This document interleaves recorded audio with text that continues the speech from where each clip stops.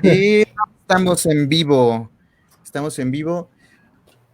Hoy estoy con dos grandes amigos, con Marc Vega, que es mi compañero de podcast. Buenas noches, Marc. ¿Cómo estás? Como siempre, un placer.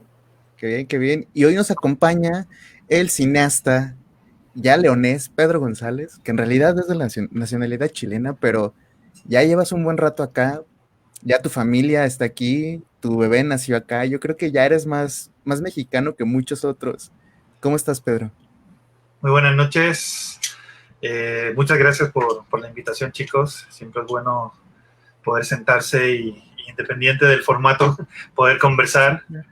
Y sí, ya llevo ya una década acá. De hecho, tú, Neri, eres de los que primero me conoció cuando estaba recién llegadito. Y sí, ya tengo mi familia, mi hijo nació acá, gran parte de mi carrera la he hecho acá y estoy muy contento aquí en México. Qué bueno, Peter.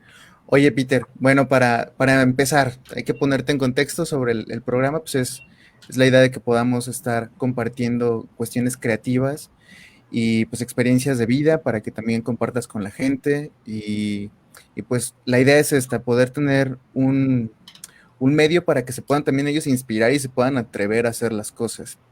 Me gustaría empezar que nos platicaras sobre tu carrera, cómo fue tu vida, cómo empezaste a hacer cine, cómo fue todo esto. Pues el cine se fue dando a partir de accidentes que me fueron pasando en el camino, principalmente producto de la curiosidad, ¿no? Yo provengo de un lugar eh, muy específico que es la precordillera en Santiago, en una comuna que se llama Lo Barnechea. Y es un lugar que en sus orígenes fue campo, fue una hacienda que fue transformándose en una comuna que le llaman acá, lo que vendría siendo un municipio acá. Okay. Y, perdón, una comuna que le llaman allá un municipio, lo que vendría siendo acá. Y de alguna forma crecí en un país muy diferente al que es ahora, y eso incluye tener falta de acceso a muchas otras, o sea, la educación que se recibía en ese entonces era muy deficiente, sobre todo la pública, yo soy de escuela pública, y sobre todo en un contexto donde aparte de estar coartadas ciertas libertades, tenías que estar priorizando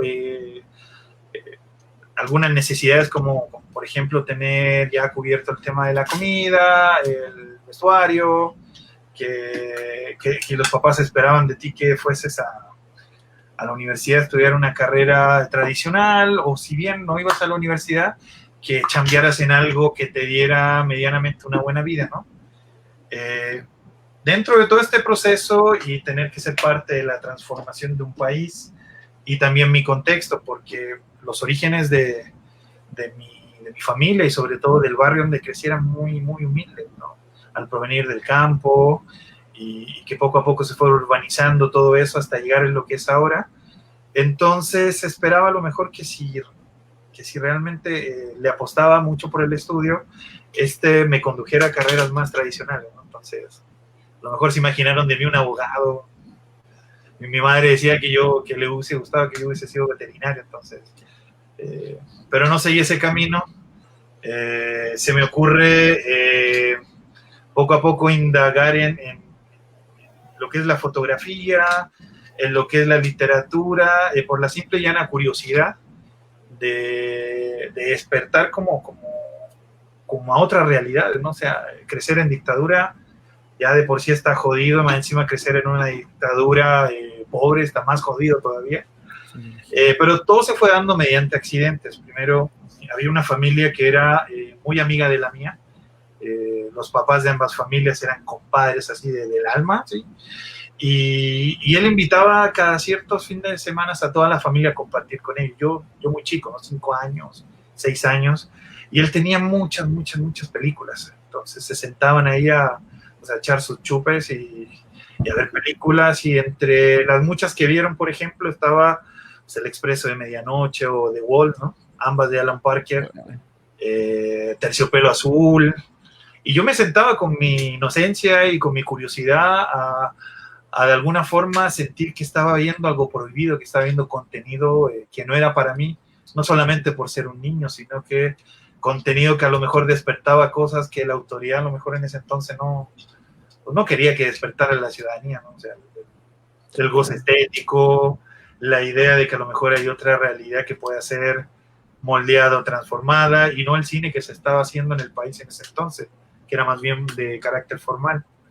Y se fue dando poco a poco hasta muy grande, ¿no? O sea, me acuerdo que ya entrada la adolescencia, me puse a experimentar algunas cosas, ¿no? Dejé incluso la escuela regular, ¿no? O sea, yo en secundaria dije, ¿sabes qué? Es producto de la imprudencia también de los años, creer que ya te la sabes todo solo con saber apretar rec, ¿no? Y, Pasa. entonces en esos años igual se me ocurre dejarlo todo y pues seguir a gente que fui conociendo en el camino, ayudándole a lo mejor desde cosas muy simples, ¿no? Como a cargar sus cosas, como a aprender a abrir un tripié, como aprender en ese entonces, no sé, a comprar una cinta y saber qué cinta comprar, de qué marca. Estamos hablando en la época del VHS y el beta y todas esas cosas, ¿no? Entonces, de alguna forma me curtí como realizador en la calle y, y viendo cómo se hacía. Hasta aproximadamente los, ¿qué será? 20 años, yo dije, pues, ok, estuvo mucho de esto, a lo mejor sí, si quiero dar el siguiente paso, pues, estudiémoslo. No el cine como tal, sino que se me estaba despertando una curiosidad fotográfica. Okay. Y terminemos dando exámenes libres para salir del trámite de la escuela regular y luego entremos a estudiar fotografía, ¿no? Y por un accidente, finalmente, como todo lo que ha pasado, no quedé en ninguna escuela de fotografía de Chile en el momento que quise entrar, pero sí se me daba la oportunidad de entrar a una escuela que se llamaba Arcos, que es la Escuela de Arte y Comunicación. Escuela, valga la redundancia, que fue la primera, de alguna forma, que despertó a una libertad estética en plena dictadura y donde de alguna forma muchos realizadores, muchos fotógrafos, muchos diseñadores de renombre en Chile salieron en esa época de ahí y me causaba mucha excitación saber que iba a entrar a lo mejor a una escuela, porque estaba hablando de mis años punkis, ¿no? Entonces, okay. Iba a entrar en una escuela con una propuesta tan rebelde y a la vez estudiar algo que si bien en esos años sí era muy cinéfilo, sí veía mucho cine, nunca estuvo en mi horizonte ser realizador. Y entré y pues el chip fue inmediato, o sea, era una escuela que no tenía tantos recursos a lo mejor como otras escuelas, pero por lo mismo, por esa misma radicalidad se me hizo algo muy atrayente, muy propio de lo que había sido mi vida hasta el momento, que era pues, nadar contra la corriente. Y pues imagínate, ¿no? Tratando de hacer, hice mucho video así de todo tipo previo a estudiar cine. Algunos sí tuvieron algo de éxito y algunos de ellos gracias a que encontré gente muy power en el camino, ¿no? Y el artista chileno Francisco Castro, que ha sido para mí no solo un amigo, sino un mentor en todo sentido, también fue el principal artífice que me dijo algún día, oye, ¿sabes qué? Pues me encanta que estés tan disperso, me encanta que puedas hacer esto y renunciar a todo lo otro, pero creo que es bueno también ser un poquito más metódico y ordenarse un poquitito, porque finalmente esto también tiene un sistema y ese sistema conlleva que es el siguiente paso, ¿no? Entonces, a partir de eso y a partir de que entré a estudiar cine, ya la cosa fue diferente, o sea, al nivel de que yo salía de clases 2 de la tarde, ponte tú, Marco y Omar, y me quedaba hasta las 11 de la noche en la videoteca viendo películas, ¿no? Aprendiendo de los maestros que pudiese aprender hasta el momento, devorando los libros de cine que había ahí, y echando a perder finalmente. O sea, mis primeros cortos, si yo los veo ahora, pues me causan ternura, ¿no? O sea, con la inocencia, la puesta en cámara tan distante, ¿no? Y con tanto miedo en esos años, pero finalmente ahí poco a poco se fue dando el paso en el que estoy ahora, y todavía estoy en este proceso largo que es aprender, que es madurar el cine que uno quiere construir, que es la extensión pues, de lo que tienes adentro finalmente, y claro, yo creo que nunca voy a terminar de madurarlo, ¿no? Creo que lo chido de esto es que es un viaje eterno, ¿no? Sí, claro. Tocaste varios puntos que me llamaron mucho la atención. Primero, la cuestión de decidirte a dedicarte, ¿no? A las cuestiones del cine. Dices que empezaste a practicar mucho antes de entrar a la escuela. Creo que también eso es bien importante porque hay muchos chavos que no saben qué carrera van a estudiar y terminan la preparatoria y en automático por la presión familiar los hace tomar decisiones y que después se están arrepintiendo el resto de su vida porque están dedicándose a algo que no les apasiona. Y creo que fue un gran acierto, tal vez fue circunstancial, pero que fue un gran acierto que te ayudó a encaminarte a algo que a ti te gusta. Sí, también es mucho de conjunción de estrellas, ¿no? En el momento adecuado a lo mejor tomaste la decisión adecuada, y a lo mejor esa decisión te llevó a otra que finalmente es a lo que te dedicaste, ¿no? Sí, el cine, de alguna manera, la base del cine es un poco de todo, ¿no? Un poco de conocimiento artístico, un poco de técnica, un poco de disciplina, y por sobre todas las cosas, y esto lo aprendí de dos grandes maestros que tuve en la escuela, uno de ellos, Demetrio Sijas, que los que le han pasado semiología sabrán lo que es eso, y que tiene que ver con la experiencia de vida, con vivir. O sea, finalmente yo no estaba apurado de hacer mi primer largo a lo mejor antes de los 25 años, o de llenarme de cortos en un año, sino que de alguna manera, si bien era un paso tras otro, la idea era tratar de ser lo menos disperso posible a la hora de encarar un proyecto, porque lo que más se nos hace ver de la escuela es que somos el pariente pobre de una gran industria que está en Estados Unidos, ¿no?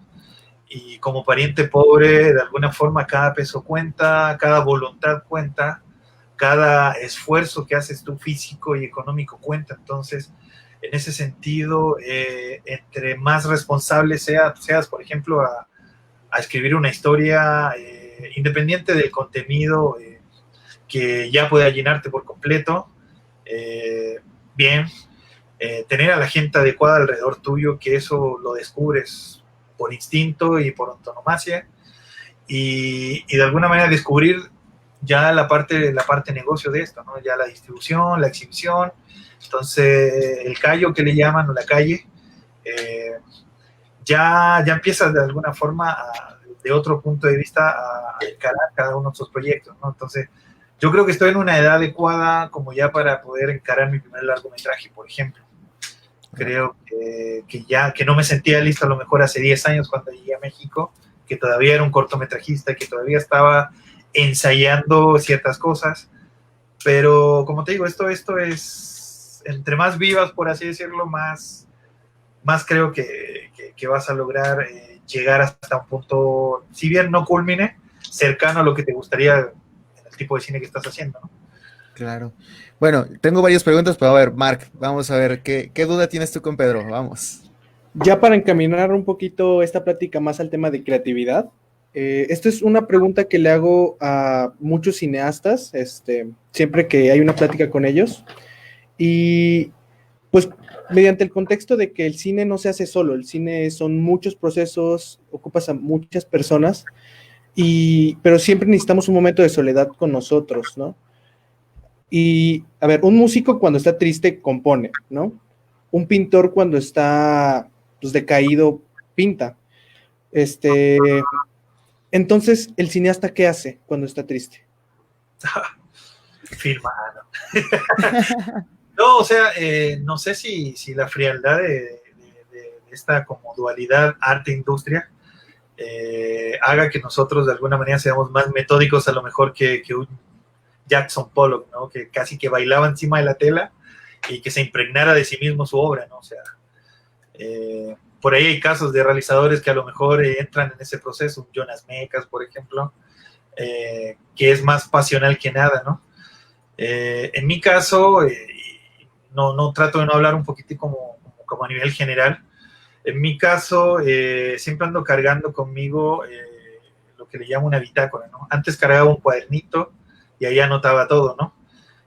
Últimamente me compré una pequeña grabadora que me costó como 200 pesos en Mercado Libre y anoto todo, así como periodista de los años 70, como película de Brian De Palma. La idea que se me venga a la cabeza, ¿no? Y que después van tomando a lo mejor forma en alguna hoja de Word o algo así, pero la idea puede venir en cualquier momento. O sea, de hecho el mismo Stephen King decía que sus mejores libros, las mejores ideas de su libro le llegaron cagando, ¿me entiendes? Porque es un momento en el cual de alguna forma echas a andar ahí en la ardillita, y no sé si tenga que ver con procesos emocionales, porque sí hay historias que han salido de procesos emocionales. Por ejemplo, este último cortometraje es algo muy propio, muy personal, que tiene que ver también con cómo un contexto social tuvo y dañó fuertemente a mi familia. Okay. Hay otras historias que no necesariamente salen de ahí, que sale del mundo, que observa, de un personaje que estás viendo pasar en la calle. O sea, pues ahí está Omar, ¿no? En el caso del Mochilas, ¿no?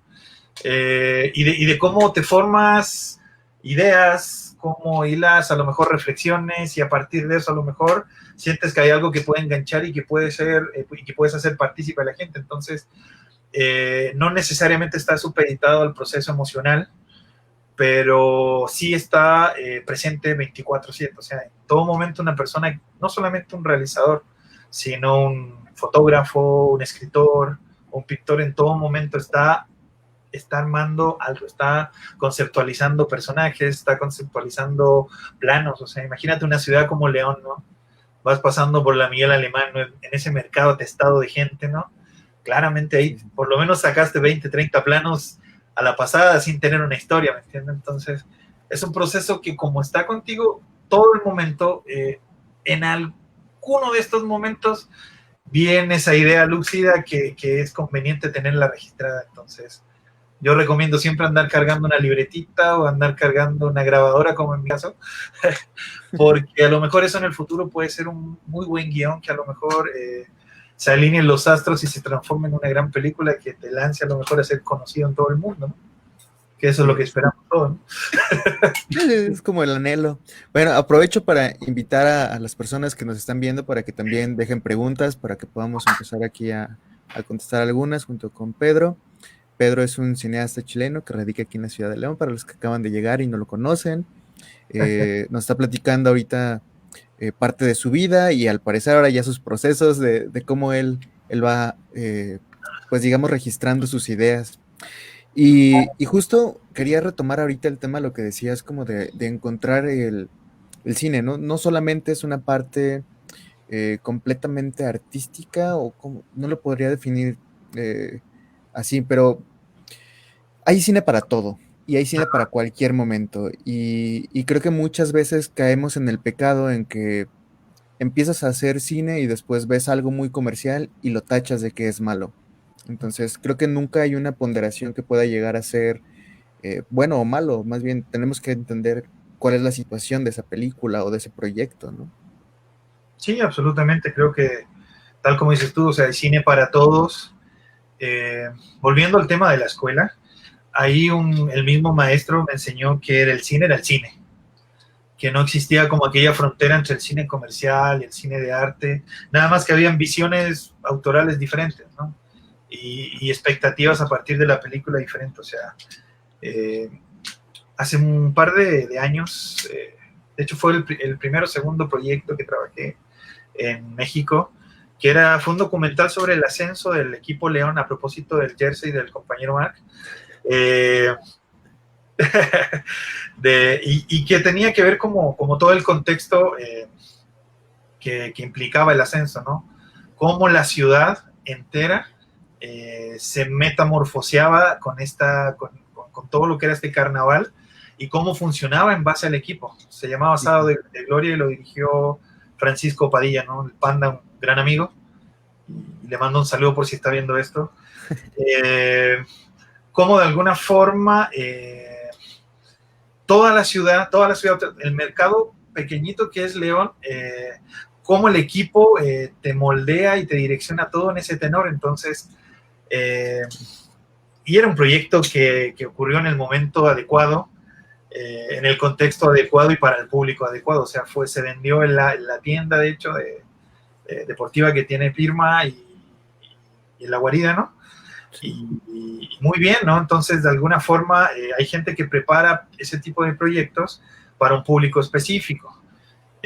Sobre todo tratándose a propósito de Netflix o Amazon Prime, que hay proyectos absolutamente para esas plataformas, pero independiente de ello, Panda siempre me decía que si algún día me ofrecían una película mega comercial, con rostros muy conocidos, con gente muy así pegadísima en el medio, que yo no la pensara y la hiciera, porque te abre muchas puertas finalmente, ¿no? O sea, sí, claro. Creo que el negacionismo a ciertas cosas a veces conduce a cortarte las piernas sin la necesidad de hacerlo, o finalmente por respetar como aquello que tú crees que forma parte de tu cosmovisión autoral, a lo mejor te está negando la posibilidad de impregnarla en una película que no era para tu público, a lo mejor que era para otro público, y creas un puente súper interesante ahí. Entonces, y no olvidemos que nuestro sentido también es vivir de esto, y que lo que nosotros tenemos que otorgarle a la gente pues sea visto por la mayor cantidad de personas. O sea, también se trata esto de eso, ¿no? De crear puentes y crear un discurso, crear una comunicación con el espectador. Entonces, yo personalmente, y te soy muy sincero, no me negaría ante un proyecto de esa envergadura, por lo mismo que te estoy contando. O sea, independiente de que, porque muchas veces me ha tocado hacer proyectos que no tienen mucho que ver con lo que yo pienso o con lo que yo siento, pero creo que de alguna forma tienen otro tipo de valores al respecto. Entonces, el negacionismo a veces nos cierra puertas y nos bloquea y no es la idea, ¿no? Sí, claro. A ver, Mark, vamos. Retomando un poquito la idea que tenía hace un rato de que el cine son muchas personas, también en una obra, al momento del proceso de hacerla, hay muchas visiones sobre la misma, ¿no? Tienes la visión del director de fotografía, de los mismos actores. Entonces, es un choque de varios procesos creativos que tú como director lo tienes que como acoplar a tu visión, ¿no? Mi pregunta es como, ¿tú cómo lidias con ese choque de diferentes visiones en tu ejército, ¿no? Porque un equipo de producción es como un ejército. Claro. Mira, me he visto enfrentado a las dos situaciones, pero tiene que ver con cosas a lo mejor del proyecto que tengo la certeza absoluta que lo van a hacer crecer intelectualmente o estéticamente. Trato de ser muy enfático en eso, pero usualmente soy todo lo contrario, le doy mucha libertad al equipo y soy muy abierto a que me propongan cosas, porque el fin máximo es la película. O sea, nunca tenemos que olvidar eso de que nosotros estamos conduciendo muchos talentos en favor de un solo objetivo, que es que la película tenga todas las lecturas posibles a partir de una buena música, de un diseño sonoro que te cree cosas y que te cree atmósferas súper diversas. Creo que se fue Peter. Creo que se nos acaba de caer Peter. Pero bueno, retomamos ahorita en lo que vuelve Peter. Vamos a... Una fotografía que hable por sí misma, ¿no? Objetos y que a su vez permitan que enriquezca la historia, ¿no? O sea, un guión de alguna forma es una guía, tal como lo dice su etimología, pero también es un punto de partida. Entonces, yo no conozco ningún caso de una película que haya llegado íntegra desde el guión a su versión de exhibición final al 100, ¿no? Entonces, y eso representa un equipo que trabajó ahí, un equipo que propuso, y míralo de esta manera, si un equipo propone, es porque está muy interesado y porque está muy entusiasmado en participar en esa historia. Entonces, tú como director tienes que alimentar eso, tienes que alimentar esas ganas y esa como energía en pro de cada uno de sus cargos o su papel o su personaje, ¿no? Claro. Pues mira, retomando un poquito la cuestión de la parte creativa y de las cosas que te han pasado, me gustaría que nos platicaras, primero, ¿cómo defines tu cine y qué tan indispensable has visto la disciplina ahora en tu carrera? Porque tengo que ser honesto de que antes de que llegaras éramos un caos. Seguimos siendo un caos en todos nuestros procesos de producción, pero la verdad es que nos has enseñado un montón de cosas para que podamos llegar a un punto de profesionalización que la verdad pues nos brincábamos por el arco del triunfo, porque creo que el, el proceso que tú vivías de experimentar cuando eras joven, nosotros lo estábamos superviviendo y tú ya venías con toda la experiencia y ya venías con todo el callo del mundo. Entonces, platícanos, ¿no? ¿Cómo definirías tu cine y qué tan importante has visto la disciplina? Yo la veo muy importante, pero no sé desde tu punto de vista. Muchas gracias, Omar, por el cumplido, pero no, o sea, finalmente, a propósito de eso último que dices, o sea, aquí en Guanajuato y sobre todo en León, hay o sea, y todo el proceso que yo vi de crecimiento, sobre todo de la gente que salió del colectivo, o sea, siempre he pregonado en todos lados de que el colectivo es el gran semillero del cine que se está haciendo ahora en Guanajuato. Habrá quien lo niegue, habrá quien lo acepte, pero lo es, y eso es evidencia, es prueba irrefutable. Entonces, en ese sentido, es producto de prueba y error, es producto de gente que fue aprendiendo en el camino y que ahora pues, le está yendo muy bien. O sea, es cosa de ver al mismo Andrés Lugo, ¿no? Está situado en una industria muy grande, está aprendiendo cosas que a lo mejor nosotros nos tardaremos después del éxito de nuestra película artesanal en aprender.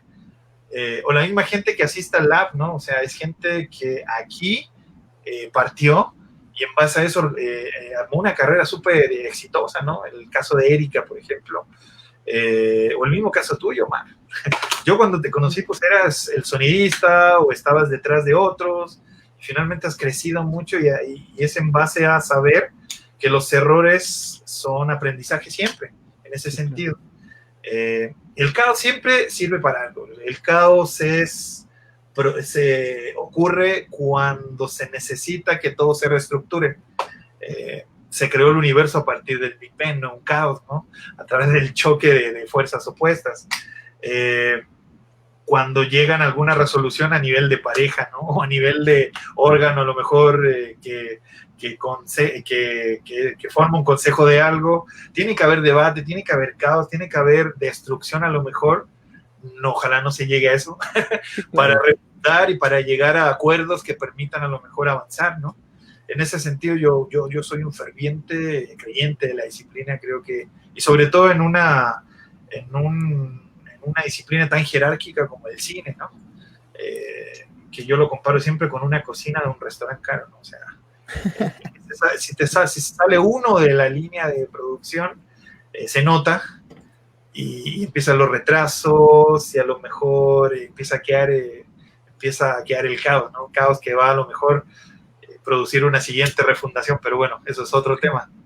Y con respecto a eso, yo te puedo hablar de que mi cine ha tratado de experimentar todas las aristas posibles, e incluso aunque no lo creas, he pasado hasta por el cine de terror, en la escuela sobre todo, y es un cine de búsqueda, o sea, si pudiese tener alguna reflexión acerca de todo este camino y todo lo que significó conocer a todas las personas en mi vida que fueron un referente para mí o que me ayudaron o que yo fui referente para ellos, sigue siendo un cine de búsqueda, pero que a partir de un hecho súper particular como este que estamos viviendo ahora, que estamos todos encerrados, que se paró esta gran maquinaria que es el cine, que estábamos muy acelerados, que las historias estaban muy aceleradas, que la tecnología estaba muy acelerada, de repente como que echamos marcha atrás o bien nos frenamos o empezamos a andar más calmadito, ¿no?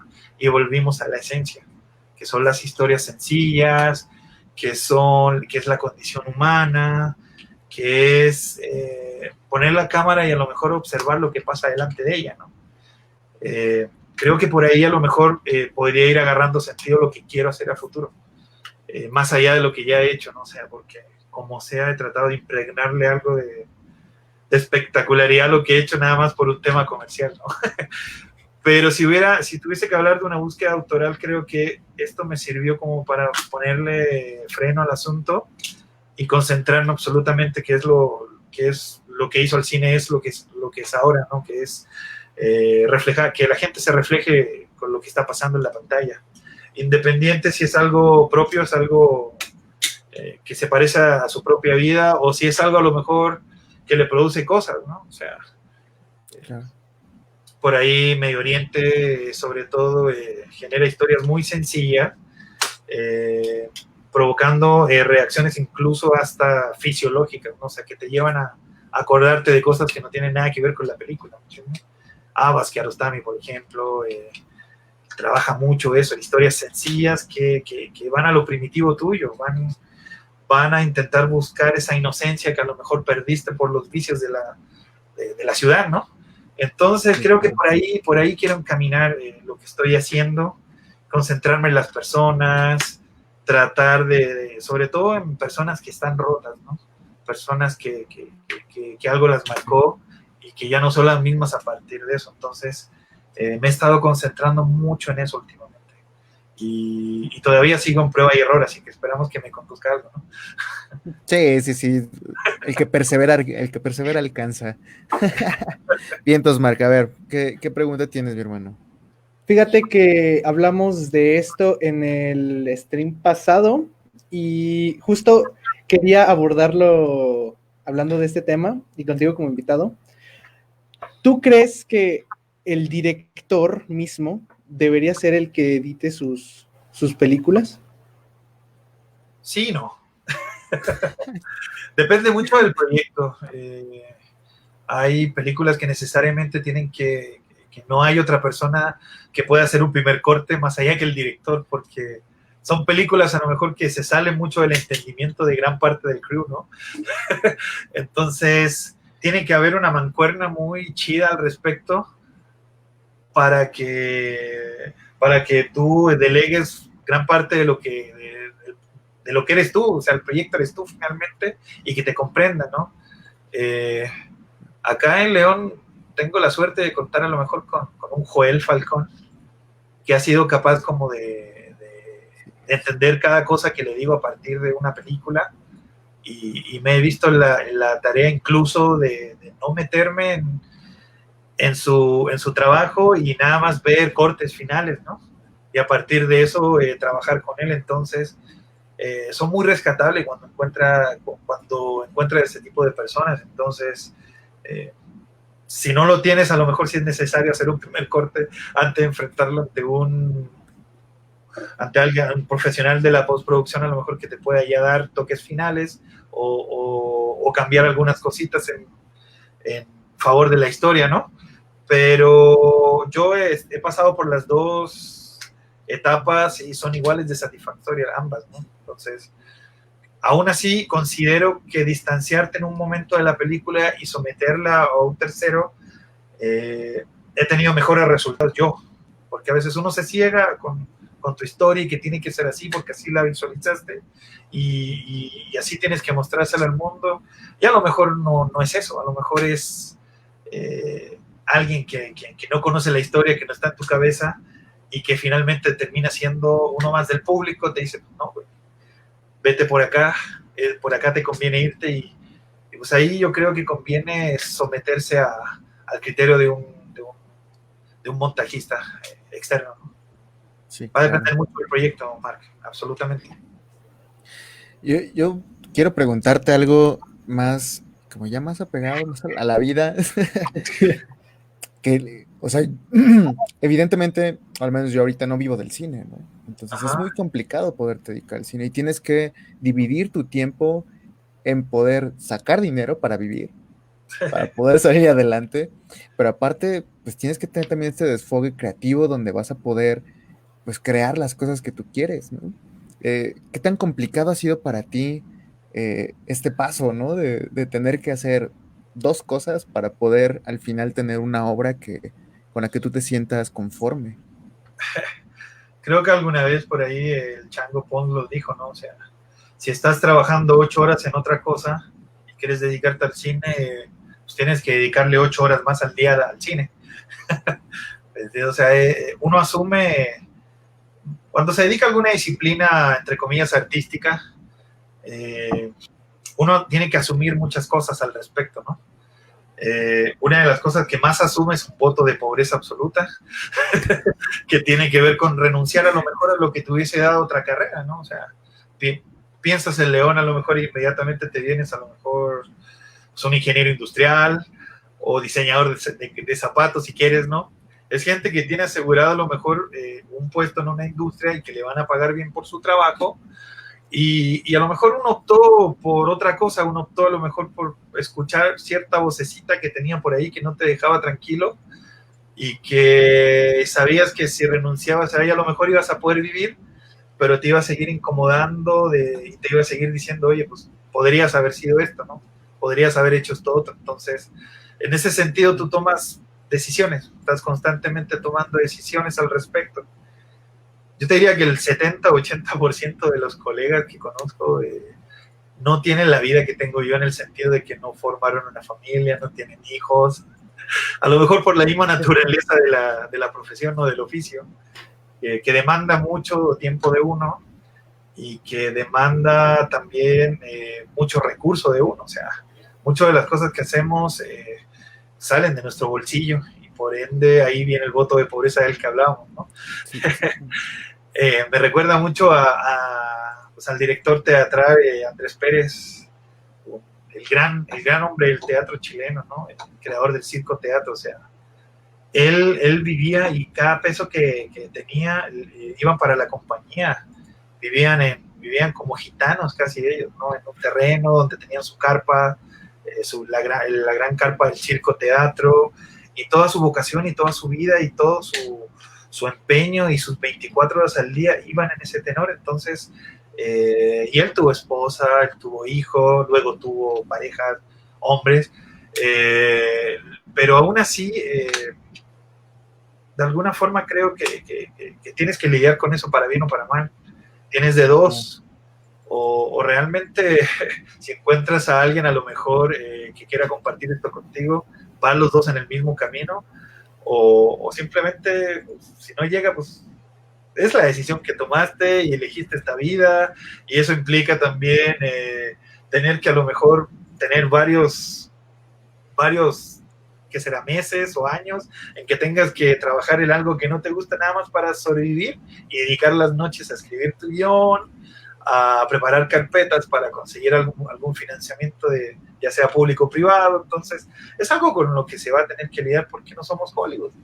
Y como no somos Hollywood y como sabemos en lo que nos estamos metiendo, también disfrutamos sufrir de esto. Entonces, creo que tiene mucho de emoción este tema, ¿no? Imagino a los marineros, a los piratas, ¿no? Que sabían que a lo mejor podían morir, pero pues les fascinaba a lo mejor lo que podían encontrar si es que no morían, ¿no? Claro. Entonces, el sacrificio, el morir por lo que haces, tiene mucho incluso si pudiese definirlo, sexy, ¿no? Como que sientes algo súper excitante al respecto. Entonces, y eso tiene que ver con esa vocecita que te estaba llamando, ¿no? O sea, te digo, hay dos formas de vivir la vida, o sea, a nivel como productivo, ¿no?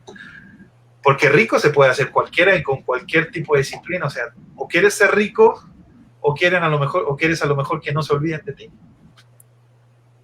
Claro. Entonces, ¿quieres marcar a las personas o de qué manera quieres que te recuerden? Absolutamente. Entonces, yo creo que mi camino va más por la segunda, ¿no? O sea, yo con lo que tengo vivo bien. Espero que mi esposa no. pero tal como hay proyectos que a lo mejor no te llenan el bolsillo, otros sí. Entonces, tampoco es tan malo este camino. O sea, si cuando te va bien, te va muy bien. Entonces, no se desanimen los que estén escuchando esto. No, bueno, es que el punto también es que es un balde de realidad, ¿no? O sea, no todo es miel sobre hojuelas, no porque decidas hacer algo se te van a abrir las puertas. La semana pasada teníamos de invitado a Valente Cruz, que es un comediante, y él Ajá. decía, en 2 meses yo tuve la fortuna de subirme 2 veces al escenario y que me llevaran a la Ciudad de México. Tuvo mucha suerte. ¿Cuántas más personas pueden llegar a tener esa suerte? La realidad es que yo creo que el 1% la va a tener. Todos son trabajo, constancia, disciplina y tal vez hasta una pizca de talento, como bien decía Beethoven, ¿no? Ese 1% de talento, 99 de disciplina va a lograr que llegues muy lejos. Sí, es efectivo, es efectivo. También te digo que, y esto a lo mejor muchos no coincidirán conmigo, tiene mucho de suerte también esto, ¿no? Tiene mucho de suerte que a lo mejor la persona indicada vio tu película y justamente esa persona indicada te la iba a distribuir por toda Europa, ¿no? Así como un pequeño ejemplo, ¿no? O sea, les ha pasado a colegas míos de Chile y a partir de eso despegaron sus carreras, ¿no?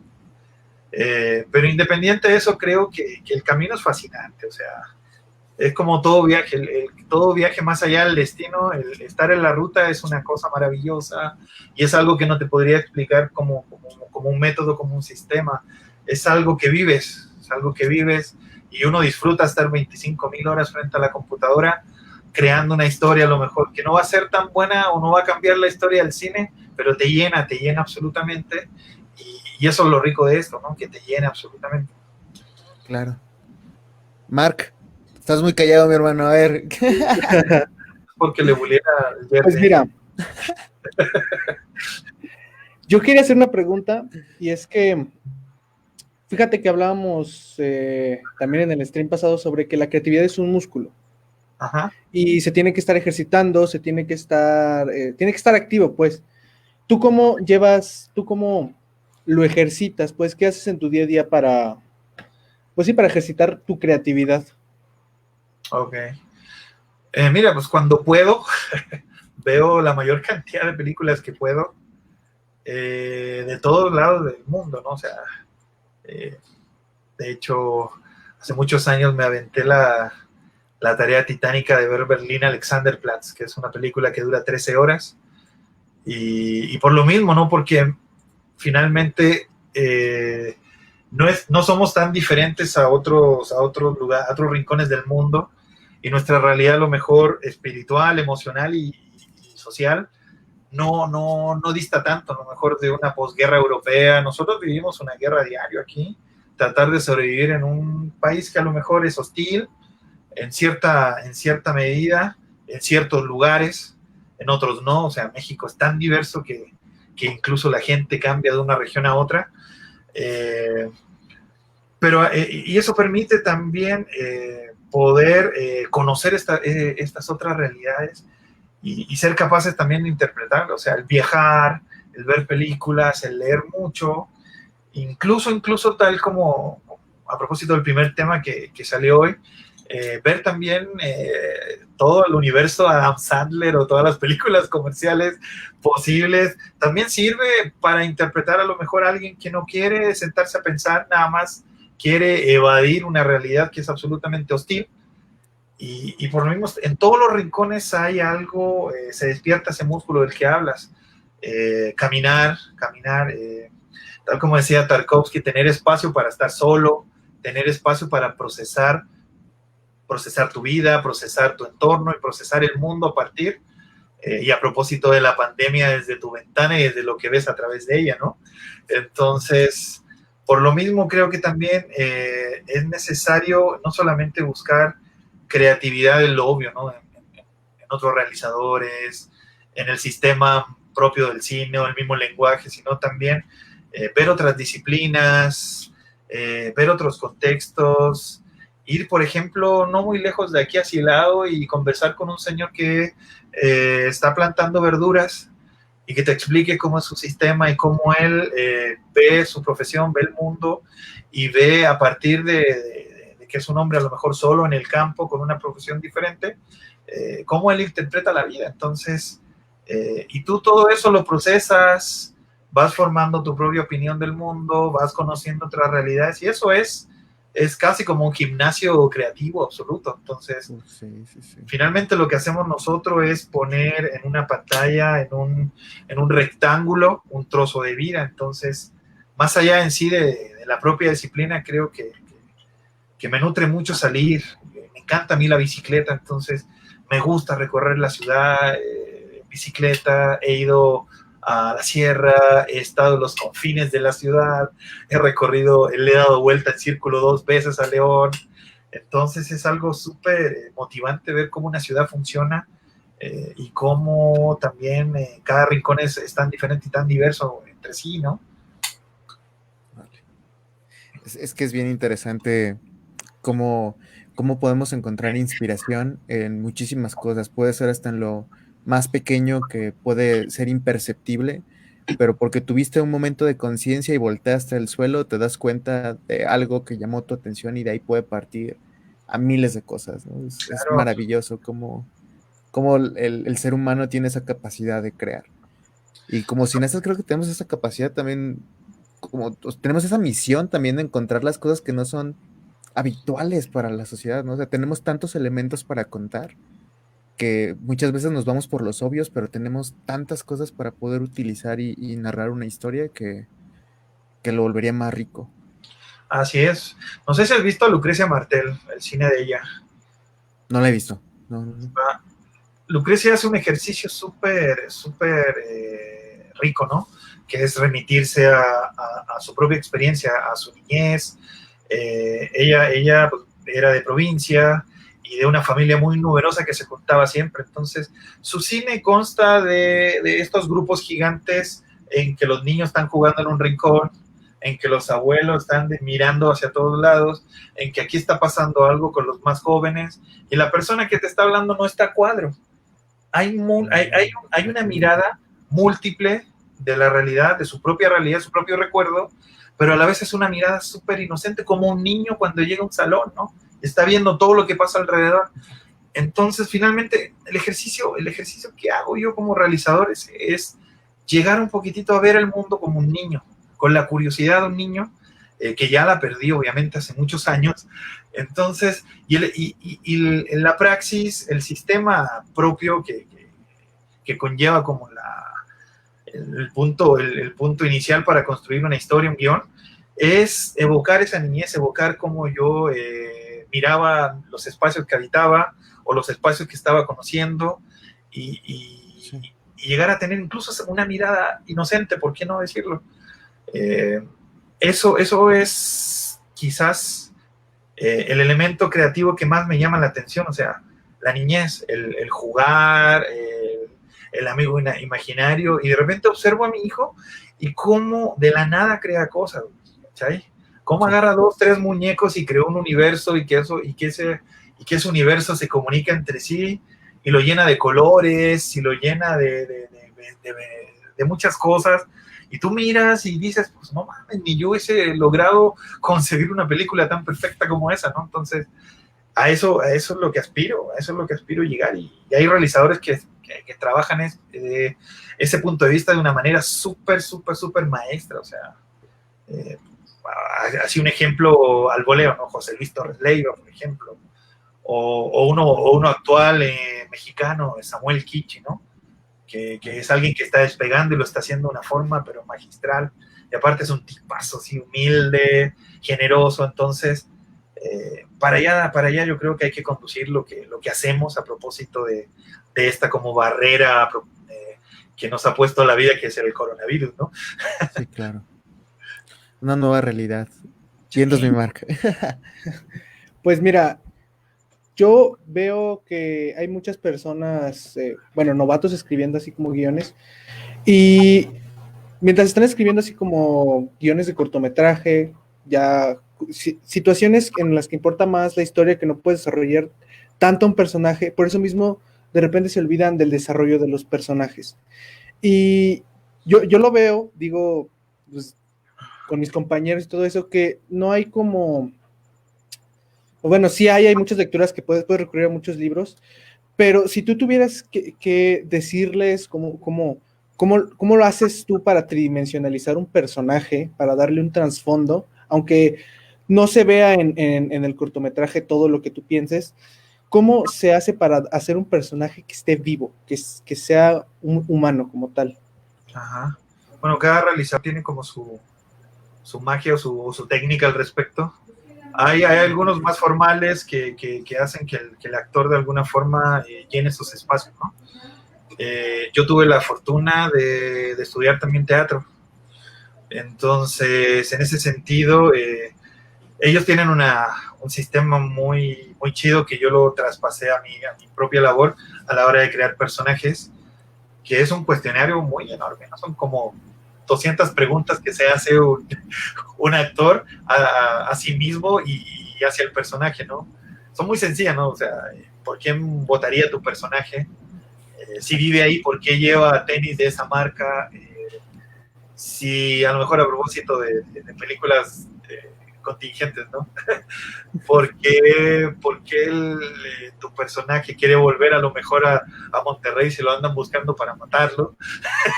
Entonces, cosas así que te permitan nutrir de humanidad al personaje. Lo que hacen los actores es un proceso que también disciplinas milenarias como el yoga o la meditación ocupan mucho, que es respirar, cerrar los ojos, situarte en el presente, que es algo que no hacemos nunca nosotros como personas. O sea, ¿en qué momento tú estás en el presente? O sea, cuando estás pensando en lo que hiciste y lo que tienes que hacer siempre, nunca estás en el presente. La meditación, la respiración, el cerrar los ojos, el concentrarte, el empezar a escuchar los sonidos que te rodean y abandonar cualquier tipo de pensamiento, que es el fin máximo de la meditación, lo que le llaman el nirvana, ¿no? Situarte en el ahora, materialmente, para poder a lo mejor alcanzar el conocimiento. Los actores llegan a ese proceso a nivel y mediante una técnica que te enseñan las escuelas, ¿no? Una vez que estás en ese proceso actoral, ahí entras tú como realizador. A decirles finalmente, oye, este es un personaje que nació en tal contexto, que tiene tantos años, que le gusta tales cosas, que no haría estas cosas porque van disímil a su ética, a su moral, y empiezas a construirle. Entonces este personaje se va llenando a medida de eso, y a medida de que se llena de cosas primordiales o cosas básicas, el siguiente trabajo que hace un actor o que haces tú como realizador es observar personajes similares, físicamente o a nivel como intelectual, y entre ambos van construyendo a alguien que tiene vida propia, que se equivoca, que a veces incluso hasta habla de una manera determinada que lo define, ¿me entiendes? Independiente de que estés haciendo la guerra de las galaxias, ¿cachai? Un personaje, la única manera en que un espectador se pueda como identificar con un personaje es a partir de que reconoce rasgos propios de sí mismo, ¿no? El error, el tropezarte, el caminar de una manera determinada, el peinarte de una manera determinada, ¿no? El tener tatuajes o no.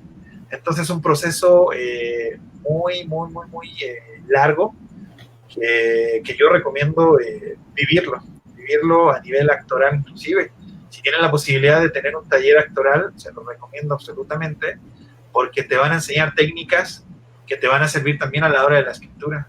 Te digo, yo con este cuestionario construyo un personaje en una primera fase que voy a construir en una segunda fase cuando ya tenga un actor ya definido, cuando ya cierre mi casting y me siente con él a decirle, oye, mira, yo estoy visualizando así el personaje para esta historia. ¿Qué opinas tú al respecto? Y a partir de ese choque de ideas, puede emergir un tercer personaje o reafirmar el personaje anterior, ¿va? Sí, claro. Entonces de ahí pasa una fase 3, que es cuando el actor realmente lo encarna, ¿no? Cuando se sitúa en este presente que te digo yo y cuando empieza a asimilar toda esa información que tú le diste, porque un director, por sobre todas las cosas, es alguien que contesta preguntas. Entonces, sí, si tú tienes que saber todas las posibles preguntas que te puede hacer un actor, que te puede hacer incluso hasta alguien de catering, que te diga, oiga señor, le damos una barra energética a su actor, y tú le dices, no, porque esa sensación física del hambre a lo mejor te sirve para tal escena, ¿no? O sea, vaya a saber uno el tipo de escena que estés haciendo, ¿no? Pero existen muchos métodos, pero el método que más me ha funcionado es ese, construir una base a partir de un cuestionario de preguntas lógicas en base a una persona y que tienen que ver también con cosas que sacas también de la psicología. Por ejemplo, hay unos arquetipos de personalidad que maneja casi todos en el oficio, que son los arquetipos de Jung, ¿no? Que creo que son 12 y a su vez hay arquetipos principales, que es el día y la noche, el rey y el sabio, ¿no? Que tienen que ver también principalmente con cuando construyes un héroe, ¿no? Y su posterior camino. Pero en el transcurso de que estás construyendo a partir del arquetipo, también estás generando ciertos tópicos que se van a ir construyendo en el camino. Entonces, si sabes que, por ejemplo, el rey es alguien que domina los espacios, si sabes que el rey es alguien que no necesita ser cuestionado, si sabes que el rey no admite errores, si sabes que el rey no se emociona con facilidad, entonces a partir de eso construyes tópicos que vas a empezar a nutrir después en el trabajo actoral, ¿no? Pero también tiene un proceso, y ese proceso también es muy importante, y yo lo recomiendo mucho, hacer partícipe absolutamente al actor a nivel propositivo. Un actor que no propone hasta cierto nivel es un actor que no me genera tanta seguridad como aquel que está constantemente agregándole elementos o cuestionando elementos del personaje, porque tal como dijiste tú, Mark, son personas vivas, son nuestros amigos, nuestros papás, nuestros abuelos, nuestras novias, a lo mejor nuestras esposas, reflejadas en pantalla y que tú les crees. Ahí entra el tema de la verosimilitud, ¿no? Es cierto, claro. Es cierto. Pues, Pedro, vamos a leer unos comentarios que tenemos aquí. Fer Ramos dice: Pedro habla con tanta sabiduría que no queda espacio para dudas. Siempre que lo escucho me pasa lo mismo. A todos nos pasa. Sí. Gracias, Pedro. No es tanto, no es tanto. Saludos al buen Pedro y a la banda de León de Petranco. Un grande Petranco. Está haciendo unas películas hermosísimas. Órale, ya hace un buen rato que no veo nada de Petranco, hay que clavarnos, busquen también cosas de Petranco. Corto ahora último, muy interesante, véanlo. Sí, hay que buscar cosas del buen Petranco. Nos pregunta Alan Lino, bueno, más bien nos comenta: guapos, gran invitado tienen el día de hoy, solo quiero comentar y felicitarlos por su proyecto, me gusta. Saludos al maestro Pedro, fucking crack. Grandes y sabias palabras, como siempre. Saludo, Alan, me ruborizas. Bueno, la verdad es que cuando pensamos en ti, Pedro, sabíamos que iba a haber este tipo de charla, que podemos llegar a una profundidad súper interesante, porque, pues insisto, que muchas de las cosas que estamos empezando a vivir, al menos realizadores aquí en el estado, a ti ya te ha tocado verlas desde otra perspectiva, y el simple hecho de cambiar de ciudad, salir como de esta zona de confort, de poder estar con tu familia, que es como algo más sencillo, y empezar tu familia y empezar con algo completamente desde cero.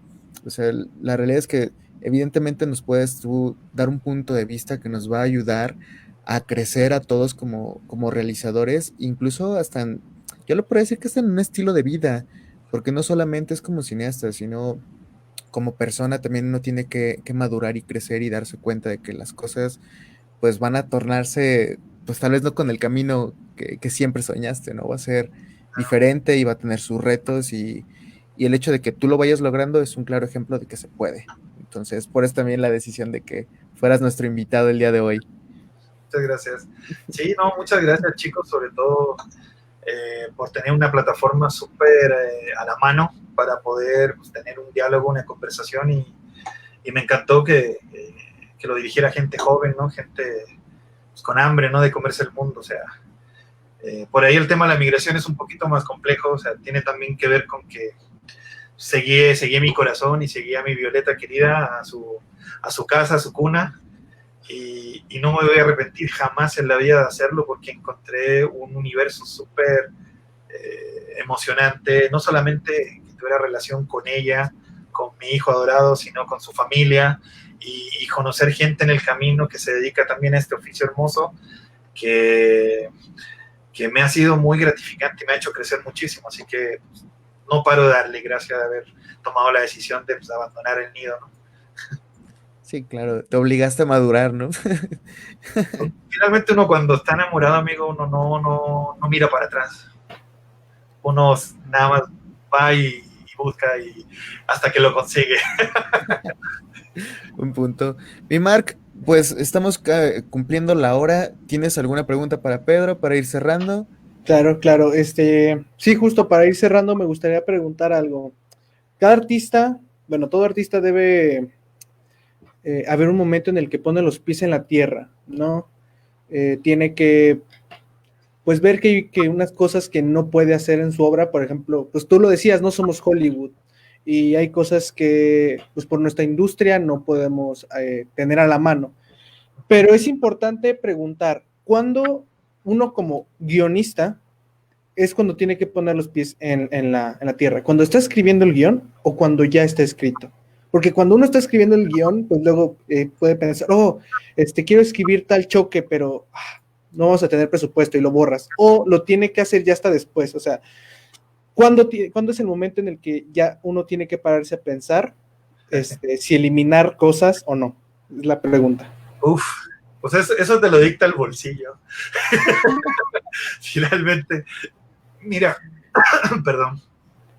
Ustedes que están viviendo como la plenitud de su vida en esta época, cuentan con un elemento súper importante con el que no contábamos nosotros, que es la tecnología, es el cine digital, ¿no?